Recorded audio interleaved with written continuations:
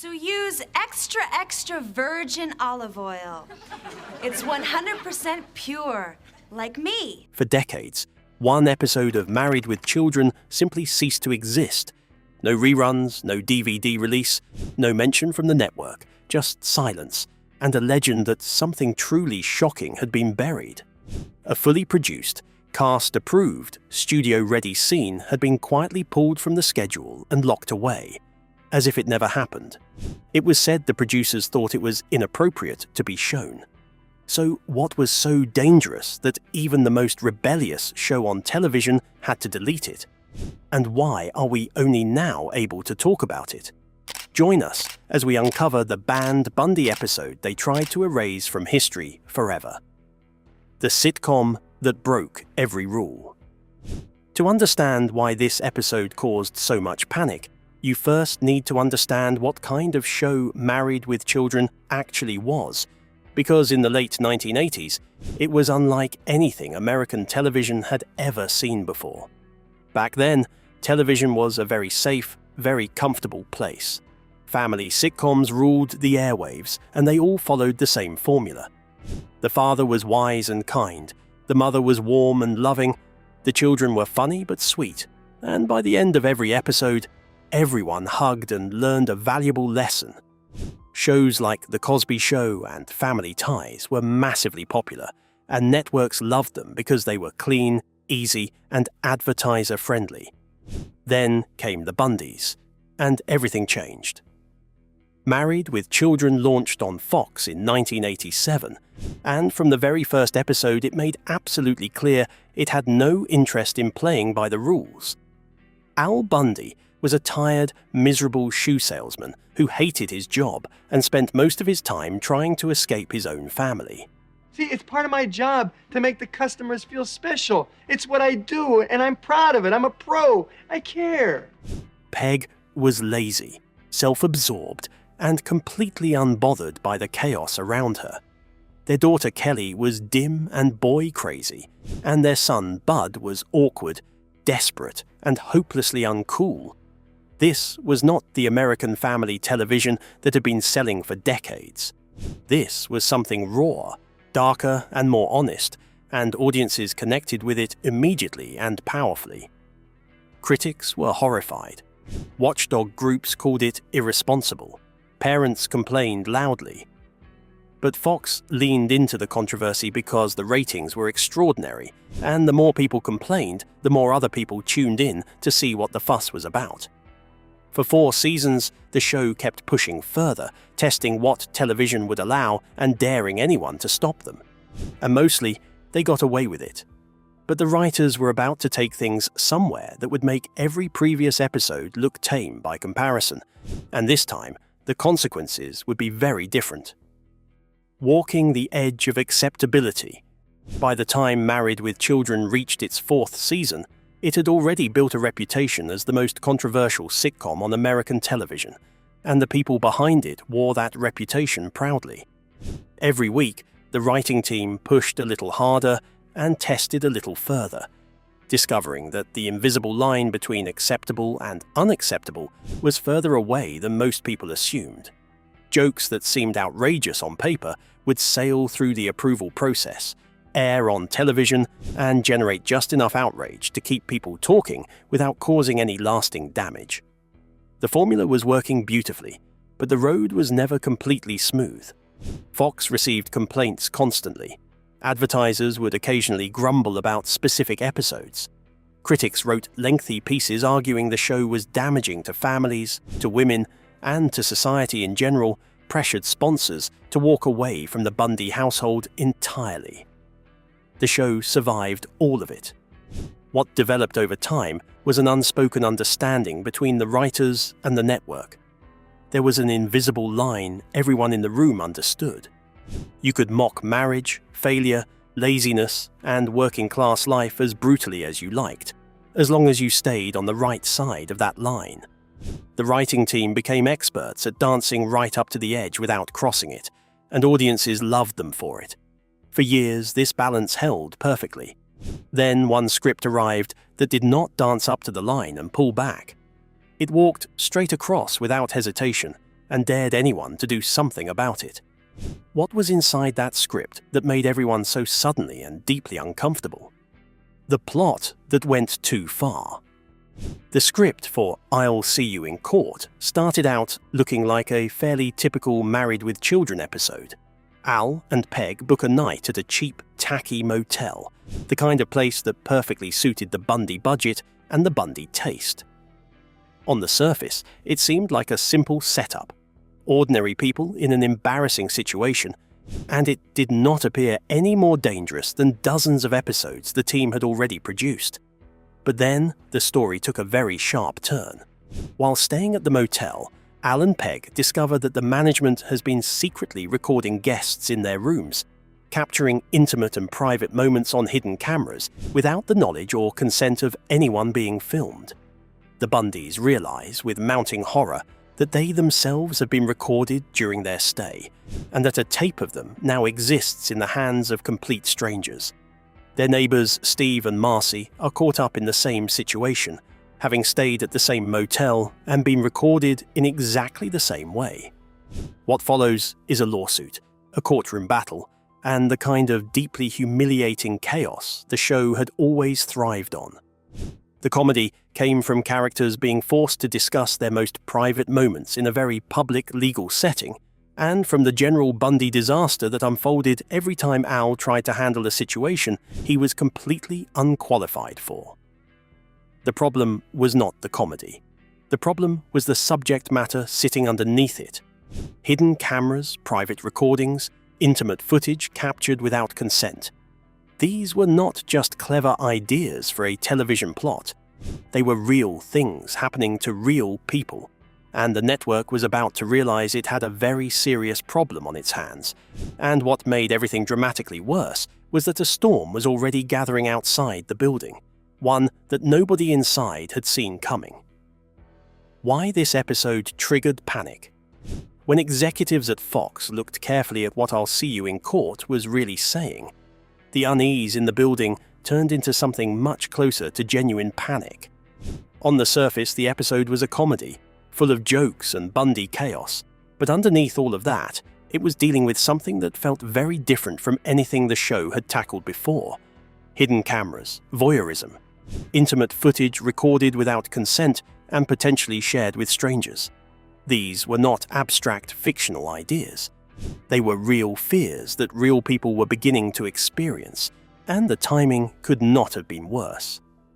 In the late 1980s, the idea of being secretly recorded was moving from paranoid fantasy into genuine public conversation. Stories were emerging about hidden cameras in private spaces, about footage passed around without permission, and about the deep violation felt by people whose most intimate moments had been stolen and watched by strangers. It was a raw, sensitive subject, and audiences were not yet ready to laugh about it comfortably. Network executives began asking uncomfortable questions. If the episode aired and connected to a real legal case, would Fox face exposure? If advertisers understood what the plot was actually about, would they pull their money immediately? And if critics decided to make a public example of this particular episode, could the network survive that storm in its current condition? Advertisers were already a sore point. Many brands had quietly kept their distance from the Bundys for years, unwilling to associate their products with a show that attracted relentless criticism. The last thing Fox needed was to hand those nervous sponsors a specific, concrete reason to walk away entirely. The panic was building, and nobody could agree on what to do. But before anyone inside reached a decision, something happened outside that made the conversation dramatically more urgent and far more frightening. A woman in Michigan had just watched a different episode, and she was absolutely furious. The boycott that changed everything. Her name was Terry Rakolta, and after watching an episode of Married with Children in early 1989, she did something most people would never consider. She did not simply change the channel. She launched a full-scale, nationwide campaign to destroy the show's ability to make money, and for a while, it looked like she might actually succeed. Rakolta was a wealthy Michigan housewife who had been deeply offended by what she described as explicit content and a complete disregard for family values. It's been a year since Michigan housewife Terry Rakolta turned on her TV to watch what she thought would be a show for the whole family. She was organized, determined, and she understood something most ordinary viewers did not. The real power over what appeared on television did not lie with networks or writers. It lay with the advertisers who paid for everything, so she went after the advertisers directly. Rakolta wrote personal letters to the chief executives of major companies whose advertisements had appeared during the show. She described exactly what she had seen, asked plainly whether they were comfortable having their brand associated with it, and then went to the media and told them precisely what she was doing. The response was immediate. Several major sponsors publicly announced they were pulling their advertising. The story was picked up by newspapers and television programs across the country, and what had started as one woman's complaint became a national conversation about decency and the limits of comedy. Fox found itself in a deeply uncomfortable position. The network had always defended the show's right to be provocative, but that argument became much harder to make when major advertisers were publicly walking away, and the story was leading the entertainment news cycle for days at a time. The ratings actually went up because curious viewers tuned in to see what all the noise was about. But the damage to Fox's relationship with advertisers was real, and the message from the network's business side was suddenly very clear. One dangerous episode was now sitting in a vault, and the decision about what to do with it could no longer wait. Buried without a trace. The decision to pull I'll See You in Court from the schedule was not announced with a press release. There was no official statement, no explanation offered to the public, and no acknowledgement from Fox that anything unusual had happened. One day, the episode was on the schedule, and then quietly, without any fanfare at all, it was not. For the cast and crew, it was a strange and disorienting experience. They had filmed the episode in good faith, delivered their performances professionally, and expected to see it air like every other episode they had made. Instead, nothing happened. No explanation, no meeting, no formal rejection. The episode simply ceased to move forward. For fans, the disappearance created something that would only grow stronger with every passing year. Rumors. In the days before the internet made information instantly available, rumors spread slowly, but they spread far. People who worked on the show talked. Friends of those people talked. Someone who claimed to have seen a tape would pass along fragments of the story, and each retelling added new details, some accurate and many wildly invented. The episode became a kind of myth, a ghost story whispered among fans, a thing that supposedly existed but that nobody could prove they had actually seen. Some claimed Fox had destroyed every copy. Others said it was locked in a heavily guarded vault, hidden by executives terrified of what it contained. The theories grew more dramatic with every year that passed. What fans would not discover until much later was that the episode had never been lost or destroyed at all. Every copy was perfectly intact, sitting quietly in storage exactly where it had always been. Fox had not lost it. They had hidden it deliberately and carefully, but the people who actually made it had not forgotten, and not all of them were willing to stay quiet forever. Cast and crew reaction. For the people who had actually made I'll See You in Court, the silence from Fox was not just frustrating. It was deeply confusing, and for some of them, it felt like a quiet betrayal. The cast had shown up, learned their lines, filmed their scenes, and delivered exactly what was asked of them. The writers had put the script through the normal approval process, made the adjustments requested, and believed they had produced something the network would be proud of. By every normal measure, the episode was finished, approved, and ready to air. And then nothing. What made it harder to accept was that nobody could point to a single moment where the episode had been officially rejected. There was no meeting where an executive explained the decision. There was no formal note listing specific problems that needed to be fixed. It simply stopped moving forward, quietly and without explanation, as if the decision had been made in a room nobody else was allowed into. The writers were particularly frustrated. They had navigated the show's content guidelines carefully for years and understood the invisible line better than almost anyone. Other episodes had dealt with themes just as sensitive and had aired without serious consequences. Why was this one different? The honest answer, which most people eventually came to accept, was that the content was only part of the story. The other part was timing. The Terry Rakolta boycott had changed the atmosphere around the show in ways that had nothing to do with any individual script. Fox was nervous, advertisers were watchful, and the network's appetite for controversy had shrunk dramatically in a very short period of time. An episode that might have aired comfortably 6 months earlier was now sitting in a much more dangerous environment, and the people making decisions had concluded the risk was simply not worth taking. Some accepted this with resignation. Others remained quietly angry for years. But all of them shared the same basic frustration. Nobody had given them a real explanation. There was only silence, and that silence would hold for 13 long years, until one cable network decided it had waited long enough. The Secret Return.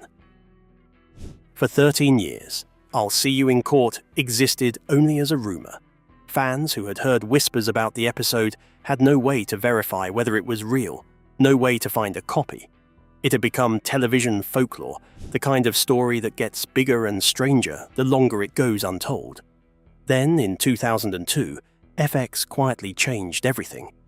FX was a cable channel with a very different set of rules from the major broadcast networks. Cable television had always operated with more freedom, less advertiser pressure, less regulatory scrutiny, and a general understanding that its audience was actively choosing to seek out content. What had been considered too risky for Fox to broadcast in 1989 was a far easier conversation on cable more than a decade later. The episode aired with no edits, no content warnings, and almost no advance publicity. FX simply put it on the schedule and let it run, as if it were just another late-night rerun. There was no press campaign, no special event, no attempt to generate excitement around it. The reaction from fans was immediate and electric. People who had spent years wondering whether the episode was real suddenly had their answer. Online communities, which by 2002 were becoming a serious part of how television fans connected, lit up instantly with conversations about what people were seeing. The reactions were genuinely mixed. Some viewers found it funny in exactly the way a classic Married with Children episode should be funny. The performances were sharp, the chaos was entertaining, and it felt like a missing piece of something familiar finally clicking into place. But others found it harder to laugh at than expected. Watching an episode built around hidden cameras and violated privacy in 2002 felt heavier than it might have in 1989. The world had shifted considerably in those 13 years, and the subject matter now carried a weight that the jokes could not completely absorb. That feeling would only grow stronger as the years continued to pass. Why it matters more today. When I'll See You in Court finally aired on FX in 2002, most people treated it as a curiosity, a relic from a controversial show's past that had finally been dusted off and given its moment. Interesting? Yes. Surprising? Perhaps. But not something that felt urgent or particularly relevant to the world people were living in at the time. Nobody could have predicted how relevant it would become. The violation that the Bundys experienced as a comedy plotline in 1989 is now a recognized crime in dozens of countries, with specific laws written to address exactly the kind of behavior the episode was built around. The internet changed everything. What once required a physical tape and a willing distributor now requires nothing more than a phone and a Wi-Fi connection. Private footage spreads faster than any legal system can contain it, reaches more people than any television broadcast ever could, and causes damage that follows real people for the rest of their lives. The comedy in that courtroom scene lands very differently when you understand the real-world weight of what it is describing. In 2025, A quiet re-release of the episode introduced it to an entirely new audience, one that grew up in the world the episode accidentally predicted. For younger viewers, there was nothing nostalgic about it. It simply felt true, uncomfortable in ways that had nothing to do with 1980s television and everything to do with the world they were already living in every single day. The Bundys made people laugh, but buried inside that laughter was a warning that arrived about 30 years too early. The world simply was not ready to hear it yet, and by the time it was, the joke had stopped being funny. If you enjoyed this video, like and subscribe, and also click the next video shown on your screen.